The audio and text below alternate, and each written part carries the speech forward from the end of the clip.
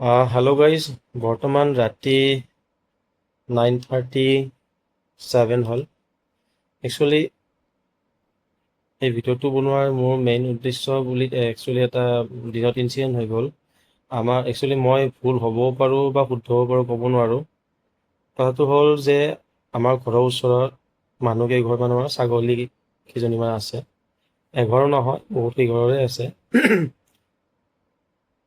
প্ৰত্যেক মানুহৰ পৰাই ছাগলীবোৰ ৰাতিপুৱা মানে এৰি দিয়ে আৰু ওচৰত থকা ঘৰবোৰত সোমাই গছ গছনিবোৰ খায়। আমাৰো ঘৰত চাৰিবাৰকৈ তেনেকৈ খাইছে। আজি কথাটো কি হ'ল, ছানডে যিহেতু, গতিকে আমি ঘৰতে আছিলোঁ। মই ঘৰতে আছিলোঁ।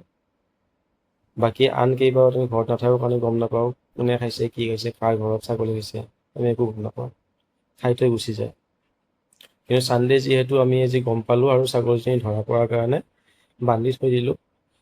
এনেকুৱাও নহয় যে ছাগলীটোক কিবা অত্যাচাৰ কৰিছোঁ। ছাগলীজনী বান্ধি থৈছোঁ, লগত খাবৰ কাৰণে কঁঠালৰ পাত দিছোঁ, কলগছৰ পাত দিছোঁ। খাইছে সেইবোৰ আৰু ৱেইট কৰিছোঁ কেতিয়া ছাগলীজনীৰ গৰাকী আহিব আৰু কেতিয়া নিব আহিব, তেতিয়া আমি অভিযোগটো দিম। কোন হয় চাব বিচাৰিছিলোঁ। আগতে তেনেকৈ হৈ গৈছে 3 ঘৰমানৰ লগত। সকলোকে জনাইছোঁ, তেওঁলোকৰ ওচৰত থোৱা নাই। কিন্তু নাৰ্চাৰীৰ পৰা যেতিয়া গছবোৰ কিনি অনা যায়, আমি এটা মূল্য দি কিনি আনোঁ। আমাকতো কোনো ফ্ৰীতে নিদিয়ে। এডাল গছ সৰুতে কিনি অনা যায় আৰু সেই গছবোৰ ডাঙৰ হওঁতে প্ৰায় বহুত মাহ সময় লাগে। যিকেইডাল গছ ছাগলীয়ে খাই সকলোৱে গম পায় যে ছাগলী খোৱা গছ আৰু পিছলৈকে বাঢ়াৰ চান্স কমেই থাকে বহুত। ত' সেইটো কাৰণে মোৰো খঙো উঠিল আৰু বেয়াও লাগে দিয়কচোন বাৰু, কাৰণ যিহেতু বাৰে বাৰে ছেম চিটুৱেশ্যন হৈ থাকে। সেইটো কাৰণে আজি কি কৰিলোঁ, ছাগলীজনী ধৰি থৈ দিলোঁ। প্ৰত্যেকবাৰে ধৰি থৈ দিওঁ, আজিও ধৰি থৈ দিলোঁ।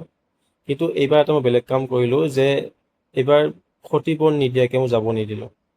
আগৰ কেইবাৰ বুজাই বঢ়াই গৰাকীসকলক কৈছোঁ, ৰিকুৱেষ্ট কৰিছোঁ, সেনেকৈ যাব দিলোঁ। কিন্তু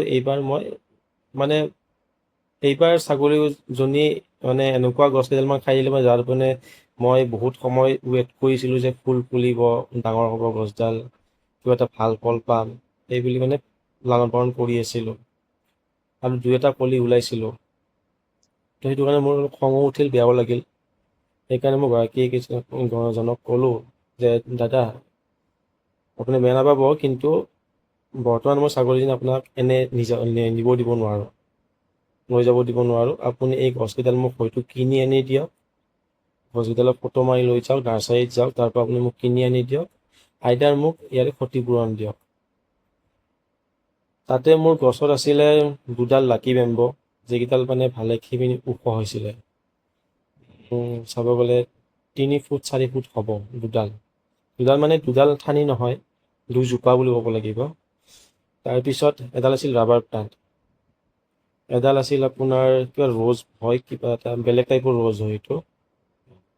আৰু তাৰপিছত আৰু এটা আছিলে আপোনাৰ বগা আৰু গ্ৰীণ কালাৰৰ পাত থাকে, কিবা সেই টাইপৰ হয়, কি বুলি কয়, পাইন ট্ৰী থাকে নহয়, তেনেকুৱা টাইপৰ হয় পাতকেইটা।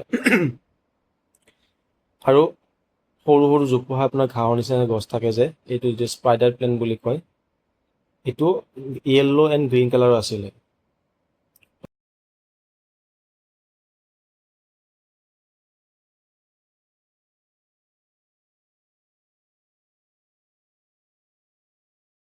তো তেনেকৈ আপোনাৰ 6 জোপামান গছ খাইছে।